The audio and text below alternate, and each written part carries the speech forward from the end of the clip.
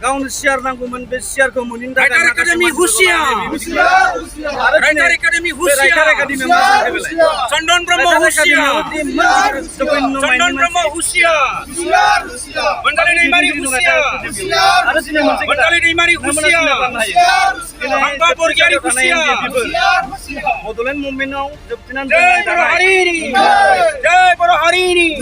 जय बर' हारिनि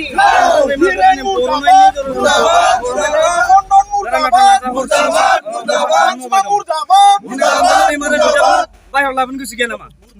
पलिटिक्स बेलाय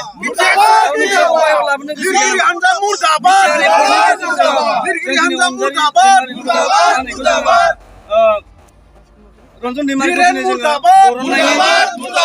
खामानि चन्द्रन मावबाय मुर्दाबाद बेखायनो अनजालि आब'आ बिनिफ्राय बाहेरायाव थानाया मोजां जायो अनजालि दैमारिया गामिखौ दोनोब्ला अनजालि हुसियार बर'नो दा बर'नो होनाय जादों नङा होमबा निश्चय जादों बिटिआर सुक्ति अनजालि दैमारिनि आबुनि बायदिब्ला जों गासिबो माहारियारि आफादनि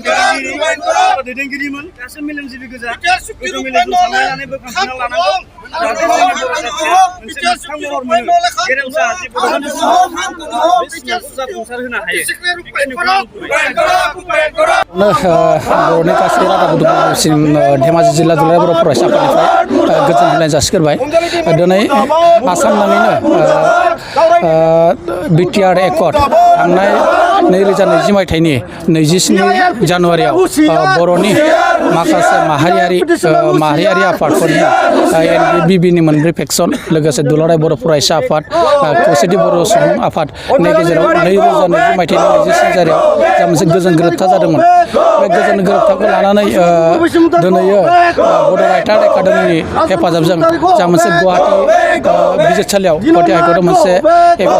PIL केस होदों बे केस होनायनि हेंथायै जोङो दिनै बर' फरायसाफोरा आसाम नाङैनो बिथांमोननि हेंथायै बिथांनि जा पिटिसन फाइल सावनाय हाबाफारि बे हाबाफारिखौ जोङो लानाय जादों आरो दिनैनि बे हाबाफारिनि गेजेरजों जों बेखौनो धेमाजि जिल्ला दुलाराय फरायसाफोरनिफ्राय खावलायनो सानदों जाहाथे जाय बिथांमोना बे पिटिसन PIL केसनि हेंथायै होनाय पिटिसन फाइल होदों बिथांमोना उइथड्र खालामना लानांगौ लोगोसेनो बर' हारि जौगानायनि बर' समाजनि माखासे खामानि मावनांगौनि थाखाय बिथांमोनाबो बाहागो लाफायो सावरायलायनायनि गेजेरजों जोंनि जा एकर्डनि MOS मेम'रेन्डाम अफ सेटेलमेन्टआव जा फैफानाय दफाफोर दङ बेखौ मावफुंनो थाखाय खामानि मावनांगौ जों बेखौ धेमाजि जिल्ला दुलाराय बर' फरायसा आफादनिफ्राय खावलायहरो आरो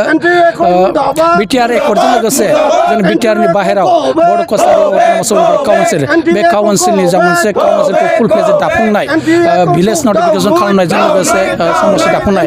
बे हाबाफारिखौबो गभर्नमेन्टआ थाबैनो मावफुंनांगौ आरो बे दाफुंनानै इलेक्सन बिसायख'थि खालामनानै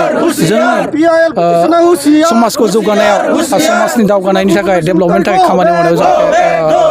हेफाजाब मोनो जों बेखौ खावलायगोन आरो गभर्नमेन्टखौ जोङो आसाम गभर्नमेन्ट माननांगौ डक्टर हिमन्त बिश्व शर्मा सारखौ जों खावलायगोन जाहाथे जोङो बेखौ मावफुंनानै थाबैनो बिसायख'थि खुंनायनि राहाखौ खालामनो हायो PIL होनाय जादों बिनि सायाव नोंथाङा राजखान्थि सानो नामा दा बेयावथ' माबा मोनसे राजखान्थि षड़यन्त्रबो थानो हागौ जों मिथिस्लाबा निस्सय बिदि थानायनि थाखायनो दिनै बेफोरबायदि जादों जानो हागौ जों धेमाजि जिल्ला दुलाराय बर' फरायसाफोरखौ खावलायगोन जाहाथे जाय बिथांमोना PIL केस होदों बिथांमोना उइथड्र खालामना लानांगौ आरो बर' समाज जौगानायनि थाखाय बर' हारिखौ दावगाहोनो थाखाय बयबो जयै खौसे खामानि मावनांगौ सावरायलायनायनि गेजेरजों जेंनाखौ फोजोबनांगौ आरो जोंनि जा दफाफोर एकर्डनि गेजेरजों दा जों दफाफोर मोनबोदों जोंनि मेम'रेन्डाम अफ सेटेलमेन्टआव जा मोनसे लिरनाय दङ जा जौगानायनि बिथिंफोर बेखौ मावफुंनायाव बयबो बाहागो लानांगौ होनना जों खावलायगोन धेमाजि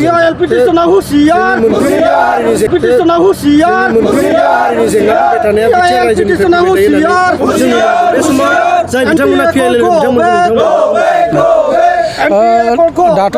जेंनायाथ' जाया नङा जाबाय थादों नाथाय जोंनि बे जेंनाया बिटिआर ओनसोलनिफ्रायनो सोमजिबाय थादों आरो जों बेयाव खावलायगोन